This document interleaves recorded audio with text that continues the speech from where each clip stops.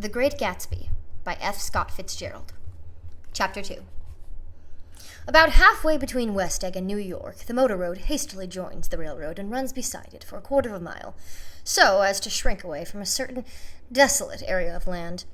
This is a valley of ashes, a fantastic farm where ashes grow like wheat into ridges and hills and grotesque gardens, where ashes take the forms of houses and chimneys and rising smoke and, finally, with a transcendent effort, of men who move dimly and already crumbling through the powdery air. Occasionally a line of gray cars crawls along an invisible track, gives out a ghastly creak, and comes to rest. And immediately the ash-gray men swarm up with laden spades and stir up an impenetrable cloud, which screens their obscure operations from your sight. But above the gray land and the spasms of bleak dust which drift endlessly over it, you perceive, after a moment, the eyes of Dr. T.J. Eckelberg. The eyes of Dr. T.J. Eckelberg are blue and gigantic. Their retinas are 1 yard high. They look out of no face, but instead from a pair of enormous, yellow spectacles which pass over a non-existent nose. Evidently some wild wag of Oculus set them there to fatten his practice in the borough of Queens, and then sank down himself into eternal blindness, or forgot them and moved away, but his eyes, dimmed a little by many paintless days under sun and rain, brood on over the solemn dumping ground. The Valley of Ashes is bounded on one side by a small, foul river, and when the drawbridge is up to let barges through, the passengers on waiting trains can stare at the dismal scene for as long as half an hour. There was always a halt there, of at least a minute, and it was because of this that I first met Tom Buchanan's mistress. The fact that he had one was insisted upon wherever he was known. His acquaintances resented the fact that he turned up in popular restaurants with her, and, leaving her at a table, sauntered about chatting with whomsoever he knew. Though I was curious to see her, I had no desire to meet her, but I did. I went up to New York with Tom on the train one afternoon, and when we stopped by the ash heaps, he jumped to his feet and, taking hold of my elbow, literally forced me from the car. "We're getting off," he insisted. "I want you to meet my girl." I think he'd tanked up a good deal at luncheon, and his determination to have my company bordered on violence. The supercilious assumption was that on Sunday afternoon I had nothing better to do. I followed him over a low, whitewashed railroad fence, and we walked back 100 yards along the road, under Dr. Eckelberg's persistent stare. The only building in sight was a small block of yellow brick, sitting on the edge of the wasteland, a sort of compact main street ministering to it, and contiguous on absolutely nothing. One of the 3 shops it contained was for rent, and another was an all-night restaurant, approached by a trail of ashes. The third was a garage. Repairs. George B. Wilson. Cars bought and sold. I followed Tom inside. The interior was unprosperous and bare. The only car visible was the dust-covered wreck of a Ford, which crouched in a dim corner. It had occurred to me that this shadow of a garage must be a blind, that sumptuous and romantic apartments were concealed overhead, when the proprietor himself appeared in the door of an office, wiping his hands on a piece of waste. He was a blond, spiritless man, anemic, and faintly handsome. When he saw us, a damp gleam of hope sprang into his light blue eyes. "Hello, Wilson, old man," said Tom, slapping him jovially on the shoulder. "How's business?" "I can't complain," answered Wilson, unconvincingly. "When are you going to sell me that car?" "Next week. I've got my man working on it now." "Works pretty slow, don't he?" "No, he doesn't," said Tom coldly. "And if you feel that way about it, maybe I'd better sell it somewhere else after all." "I didn't mean that," explained Wilson quickly. "I just meant—" His voice faded off, and Tom glanced impatiently around the garage. Then I heard footsteps on a stairs, and in a moment the thickish figure of a woman blocked out the light from the office door. She was in the middle 30s and faintly stout, but she carried her surplus flesh sensuously, as some women can. Her face, above a spotted dress of dark blue, crêpe de chine, contained no facet or gleam of beauty, but there was an immediately perceptible vitality about her, as if the nerves of her body were continually smoldering. She smiled slowly, walking through her husband as if he were a ghost, shook hands with Tom, looking him flush in the eye. Then she wet her lips, and without turning around, spoke to her husband in a soft, coarse voice. "Get some chairs, why don't you, so somebody can sit down." "Oh, sure," agreed Wilson hurriedly, and went toward the little office, mingling immediately with the cement color of the walls. A white ashen dust veiled his dark suit, and his pale hair as it veiled everything in the vicinity, except his wife, who moved close to Tom. "I want to see you," said Tom intently. "Get on the next train." "All right. I'll meet you by the newsstand on the lower level." She nodded and moved away from him just as George Wilson emerged with 2 chairs from his office door. We waited for her down the road and out of sight. It was a few days before the 4th of July, and a gray, scrawny Italian child who was setting torpedoes in a row along the railroad track. "Terrible place, isn't it?" said Tom, exchanging a frown with Dr. Eckelberg. "Awful. It does her good to get away." "Doesn't her husband object?" "Wilson? He thinks she goes to see her sister in New York. He's so dumb he doesn't even know he's alive." So, Tom Buchanan and his girl and I went up together to New York. Or not quite together, for Mrs. Wilson sat discreetly in another car.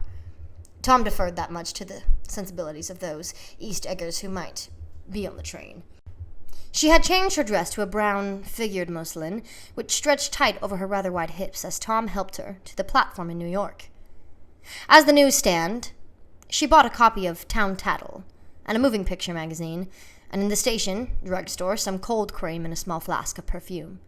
Upstairs, in the solemn, echoing drive, she let out 4 taxicabs drive away before she selected a new one, lavender-colored with gray upholstery, and in this we did slid out from the mass of the station into the glowing sunshine. But immediately she turned sharply from the window and said, leaning forward, tapped on the front glass. "I want to get one of those dogs," she said earnestly. "I want to get one for the apartment. They're nice to have. A dog." We backed up to a gray old man who bore an absurd resemblance to John D. Rockefeller. In a basket, swung from his neck, cowered a dozen very recent puppies of an indeterminate breed. "What kind are they?" asked Mrs. Wilson eagerly, and came to the taxi window. "All kinds. What kind do you want, lady?" "I'd like to get one of those police dogs. I don't suppose you've got that kind."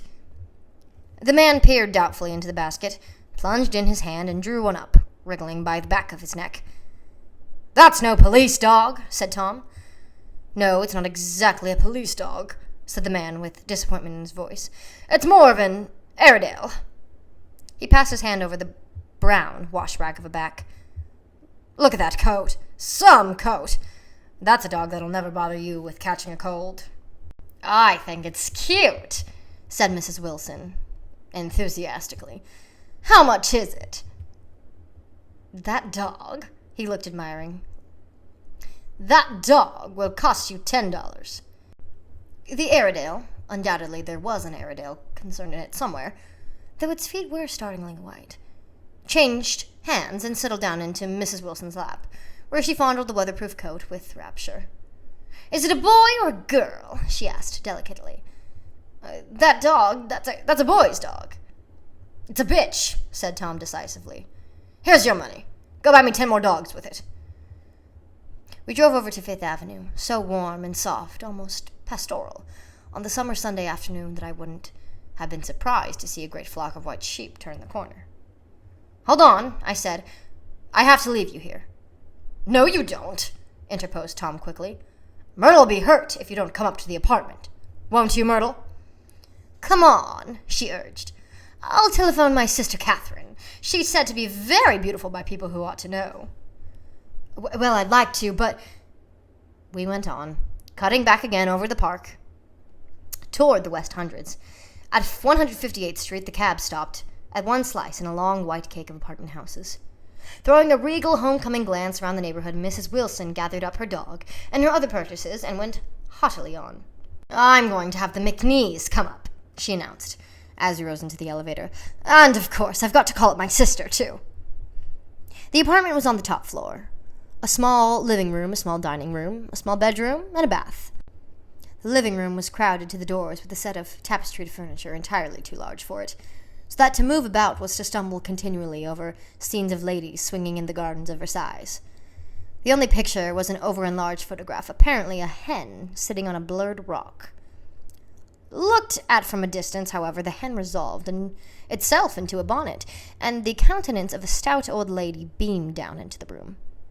Several old copies of Town Tattle lay on the table together with a small copy of Simon Called Peter, and some of the small scandal magazines of Broadway. Mrs. Wilson was first concerned with the dog. A reluctant elevator boy went for a box full of straw and some milk, to which he added on his own initiative a tin of large, hard dog biscuits, one of which decomposed apathetically in the saucer of milk all afternoon. Meanwhile, Tom brought out a bottle of whiskey from a locked bureau door. I have been drunk just twice in my life, and the second time was that afternoon. So everything that happened has a dim, hazy cast over it, although until after 8 o'clock the apartment was full of cheerful sun. Sitting on Tom's lap, Mrs. Wilson called up several people on the telephone. Then there were no cigarettes, and I went out to buy some at the drugstore on the corner. When I came back, they had disappeared, so I sat down discreetly in the living room and read a chapter of Simon Called Peter. Either it was terrible stuff, or the whiskey distorted things, because it didn't make any sense to me. Just as Tom and Myrtle, after the first drink, Mrs. Wilson and I called each other by our first names, reappeared, company commenced to arrive at the apartment door.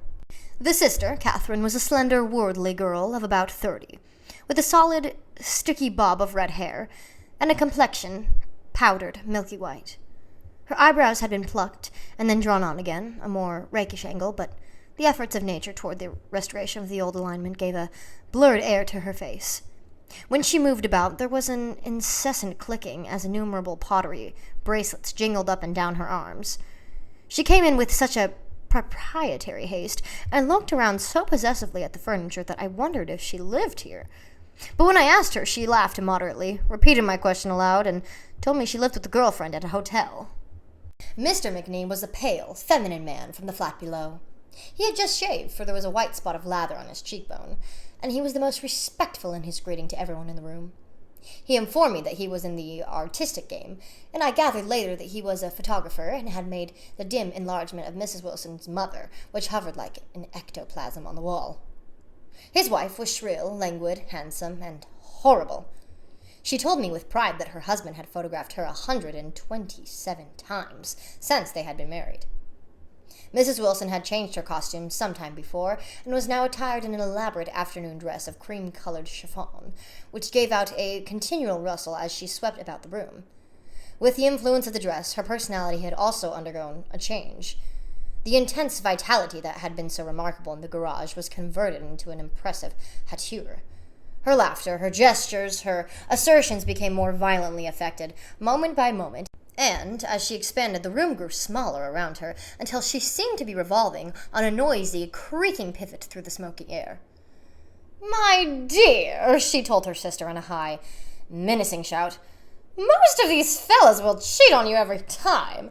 All they think of is money.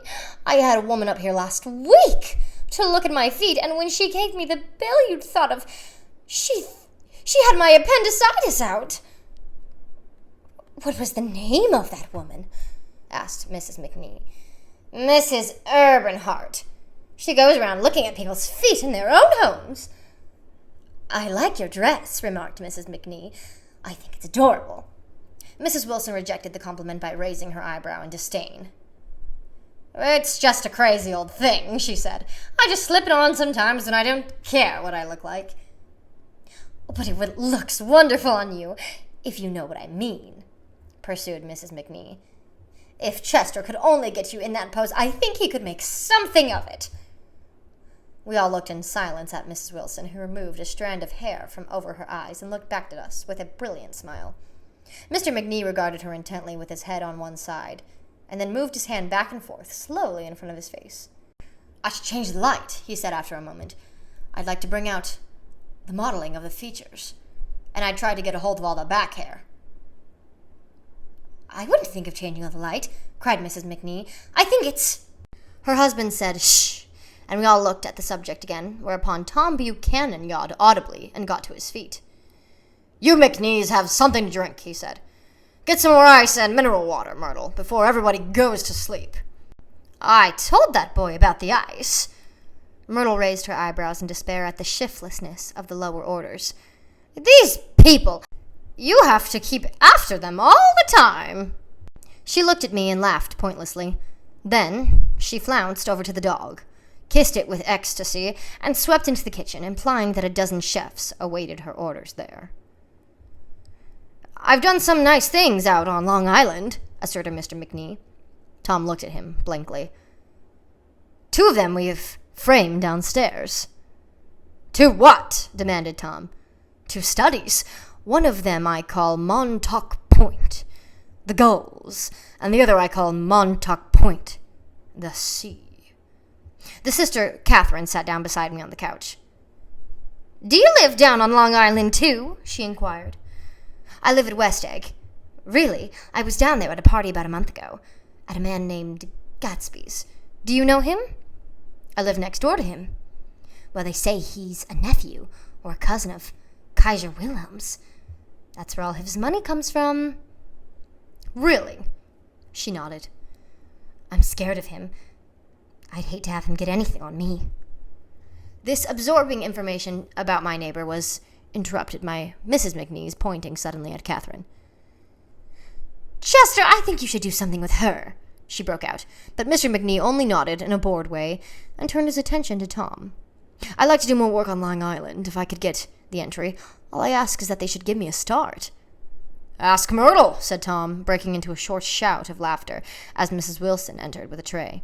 She'll give you a letter of introduction, won't you, Myrtle? Do what? She asked, startled. You'll give McKee a letter of introduction to your husband so he can do some studies of him.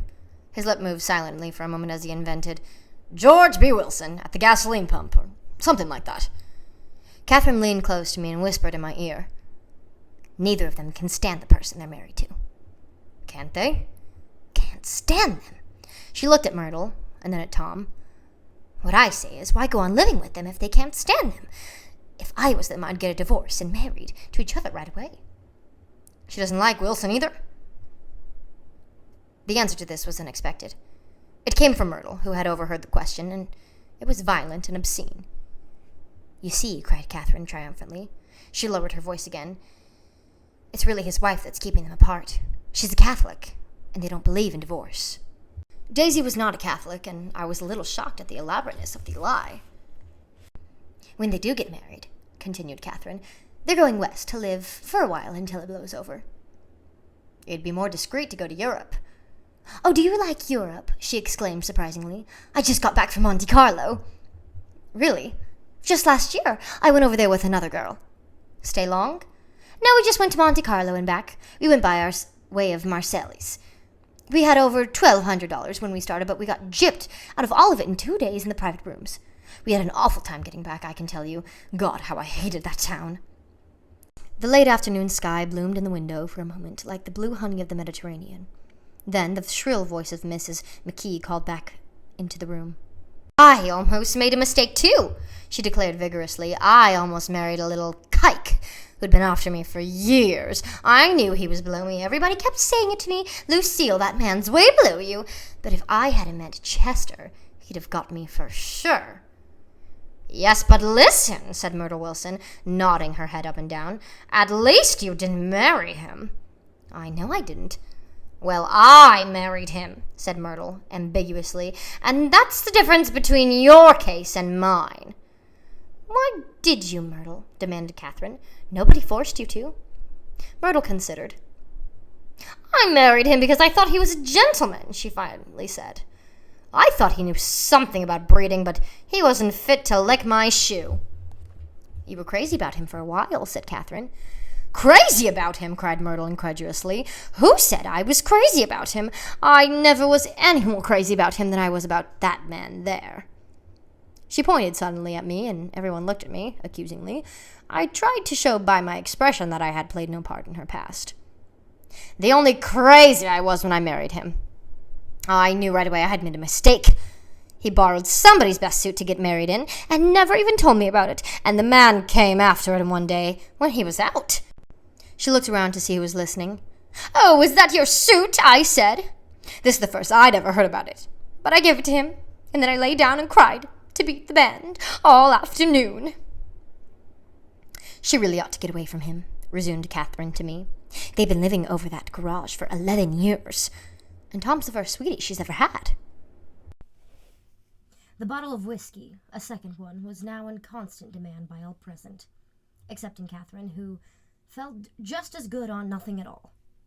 Tom rang for the janitor and sent him for some celebrated sandwiches, which were a complete supper in themselves.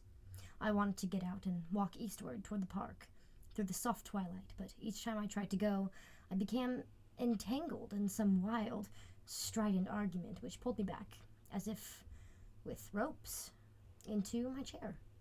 Yet high over the city our line of yellow windows must have contributed their share of human secrecy to the casual watcher in the darkening streets, and I was him too, looking up and wondering.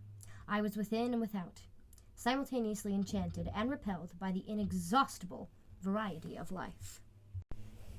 Myrtle pulled her chair close to mine, and suddenly her warm breath poured over me in the story of her first meeting with Tom. "It was on the two little seats facing each other that are always the last one left on the train. I was going up to New York to see my sister and spend the night. He had on a dress suit and patent leather shoes, and I couldn't keep my eyes off of him. But every time he looked at me, I had to pretend to be looking at the advertisement over his head. When we came into the station, he was next to me, and his white shirt front pressed against my arm, and so I told him I'd have to call a policeman. But he knew I lied. I was so excited that when I got into a taxi with him, I didn't hardly know I wasn't getting into a subway train. All I kept thinking about over and over was, you can't live forever. You can't live forever." She turned to Mrs. McKee, and the room rang full of her artificial laughter. "My dear," she cried, "I'm going to give you this dress as soon as I'm through with it. I've got to get another one tomorrow. I'm going to make a list of all the things I've got to get. A massage and a wave and a collar for the dog and one of those cute little ashtrays where you touch a spring and a wreath with a black silk bow for a mother's grave. That'll last all summer. I got to write down a list so I won't forget all the things I got to do." It was 9 o'clock. Almost immediately afterward, I looked at my watch and found it was 10. Mr. McKee was asleep on a chair with his fist clenched on his lap, like a photograph of a man of action. Taking out my handkerchief, I wiped from his cheek the remains of the spot of dry lather that had worried me all the afternoon. The little dog was sitting on the table, looking with blind eyes through the smoke, and from time to time groaning faintly. People disappeared, reappeared, made plans to go somewhere, and then lost each other, searched for each other, found each other a few feet away. Sometime toward midnight, Tom Buchanan and Mrs. Wilson stood face to face, discussing in impassioned voices whether Mrs. Wilson had any right to mention Daisy's name. "Daisy, Daisy, Daisy," shouted Mrs. Wilson. "I'll say it whenever I want to. Daisy, Making a short, deft movement, Tom Buchanan broke her nose with his open hand. Then there were bloody towels upon the bathroom floor, and women's voices scolding, and high over the confusion a long, broken wail of pain. Mr. McKee awoke from his doze and started, in a daze, toward the door. When he had gone halfway, he turned around and stared at the scene, his wife and Catherine scolding and consoling as they stumbled here and there among the crowded furniture with articles of aid, and the despairing figure on the couch, bleeding fluently and trying to spread a copy of Town Tattle over the tapestry scenes of Versailles. Then Mr. McKee turned and continued on out the door. Taking my hat from the chandelier, I followed. "Come to lunch some day," he suggested, as we groaned down in the elevator. "Where?" "Anywhere." "Keep your hands off the lever," snapped the elevator boy. "I beg your pardon," said Mr. McKee with dignity. "I didn't know I was touching it." "All right," I agreed. "I'll be glad to." I was standing beside his bed, and he was sitting up between the sheets, clad in his underwear, with a great portfolio in his hands. Beauty and the Beast, Loneliness, Old Grocery Horse, Brooklyn Bridge. Then I was lying half asleep in the cold lower level of Pennsylvania Station, staring at the morning Tribune and waiting for the 4 o'clock train.